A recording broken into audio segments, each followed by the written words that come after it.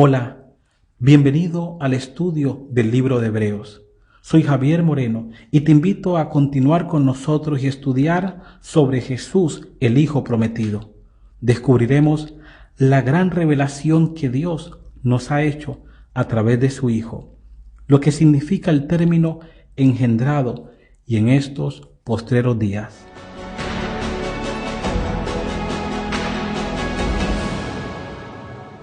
El libro de Hebreos, con toda profundidad y sublimidad, es un llamado a mirar a Jesús. Cristo es único. Poner la mirada en Él, divino y humano, y único Salvador entre Dios y los hombres. La singularidad de Jesús es sin igual. Él es el sol de justicia. Cristo es único en su nacimiento. Nadie nació como Él. Él era el Hijo de Dios. Nació sin pecado, mientras que yo he nacido como un pecador. Cristo fue único en su vida. Vivió moralmente una vida impecable y sin igual. Cristo fue único en su muerte. Ninguna muerte ha salvado a la humanidad como la suya. Pero Cristo también es único en su resurrección. Nadie jamás se levantó de los muertos con el poder, con la fortaleza y con la victoria como Él lo hizo. La misión de Jesús también fue única en el mundo.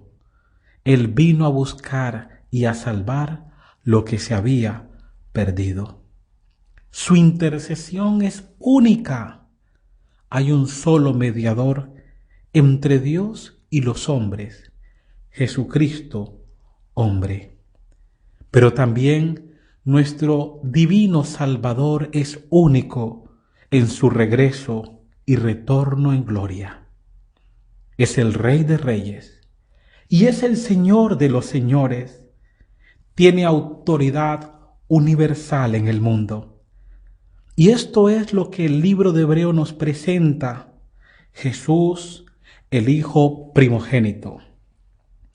Cuando hablamos de primogénito, puede ser que a alguien le venga en la mente la idea del primer hijo nacido. Pero primogénito nos referimos a esta unicidad, a esta singularidad y supremacía. El libro de Hebreos dice, adórenlo todos los ángeles.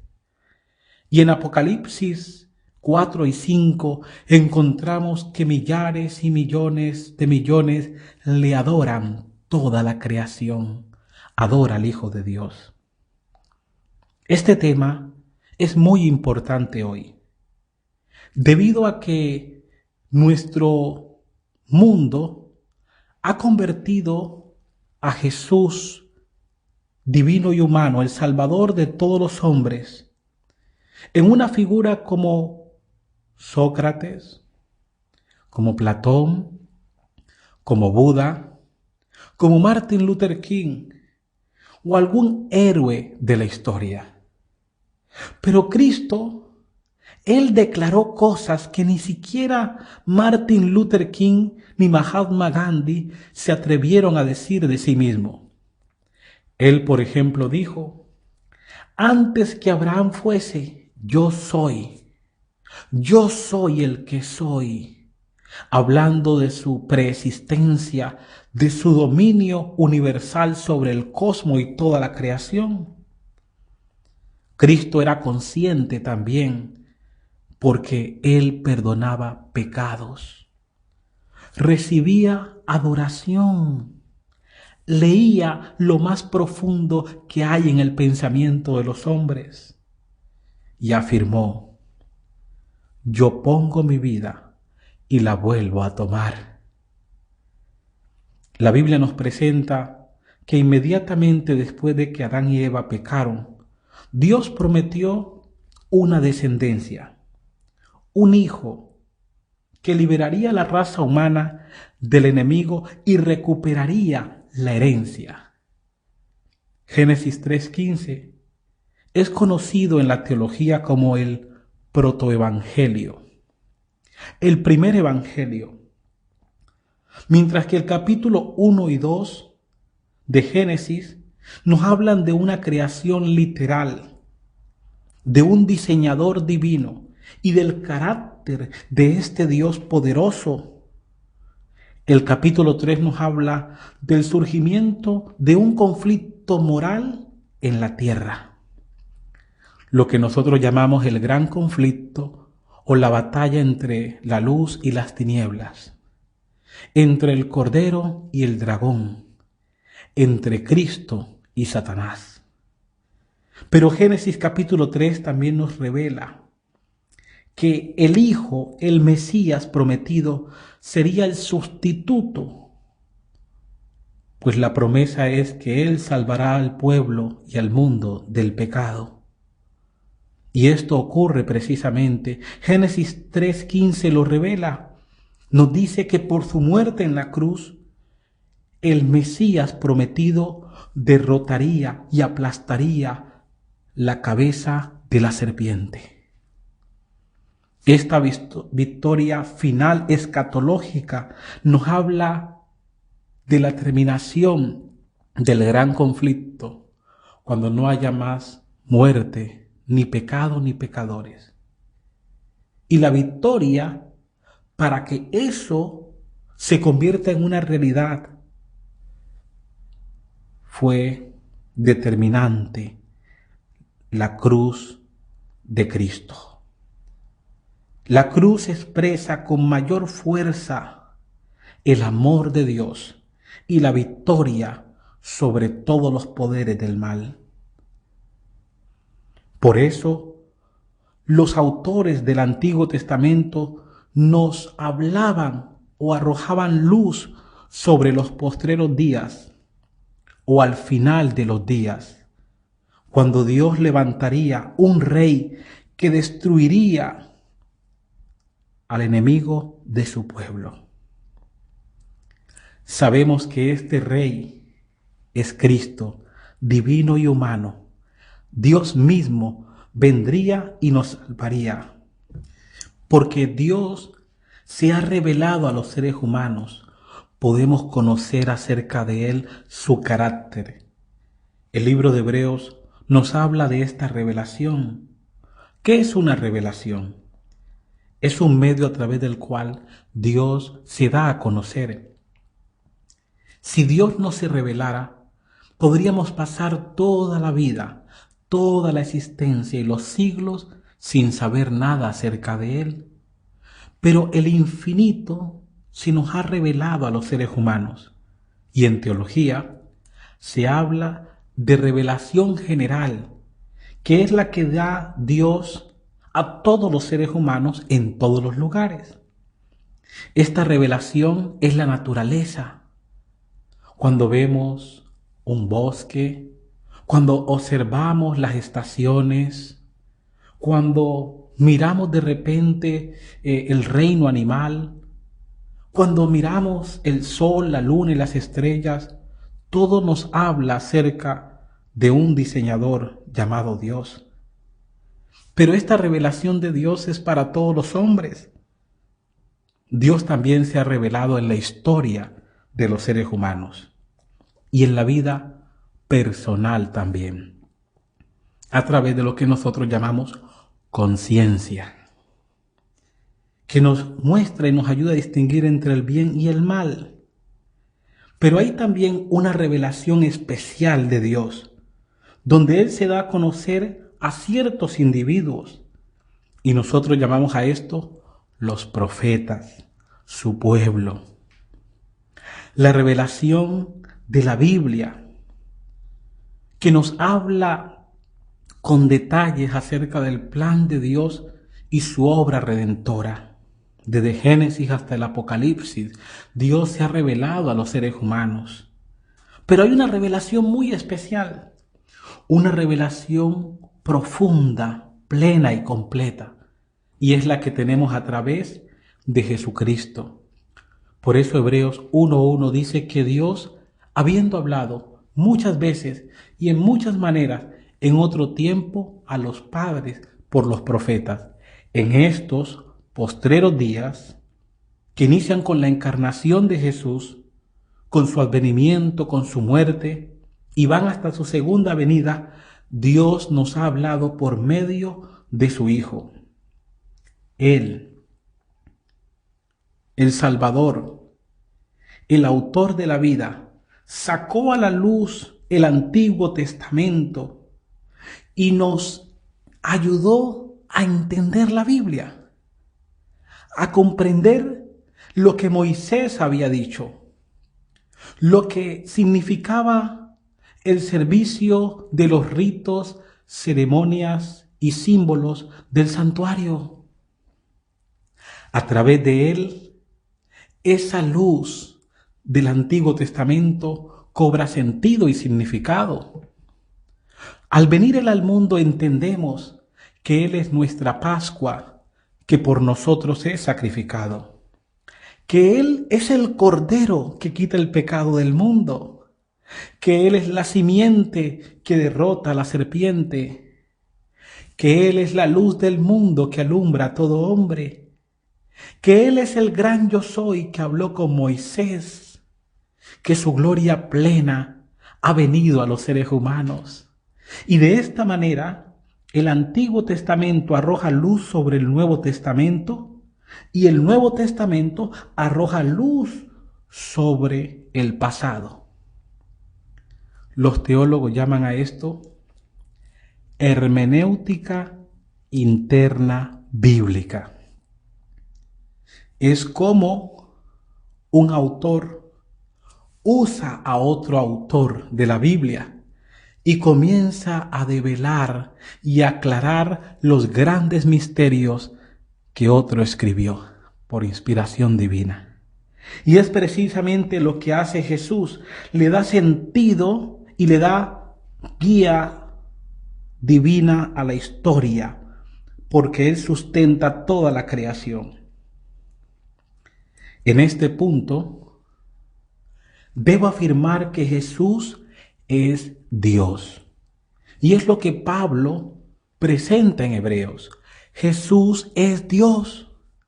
Es superior a todo el sacerdocio levítico, porque Él es la ofrenda, Él es el oferente, Él es el sacerdote, Él es el rey. Pero es superior porque Él es divino y humano, único en su clase. Jesús perdonaba pecados cuando vino a la tierra, recibía adoración. Jesús es eterno. Jesús es el Salvador y en Él habita toda la plenitud de la deidad, está en Él. Él es Dios, tiene vida en sí mismo, no prestada y no derivada. Muchas personas hoy tienen problemas con aceptar a Jesucristo como divino y como humano. En la búsqueda incesante, demasiados pierden el camino y llegan a ver a Jesús simplemente como un ser humano más. Pero la Biblia está llena de evidencias que hablan de la naturaleza divina de Jesús y su unidad con el Padre. Dios creó el mundo por medio de Jesús o por Jesús, dice el libro de Hebreos. Pero esto no significa que Jesús no sea creador. Cristo es el Señor que creó todo el mundo.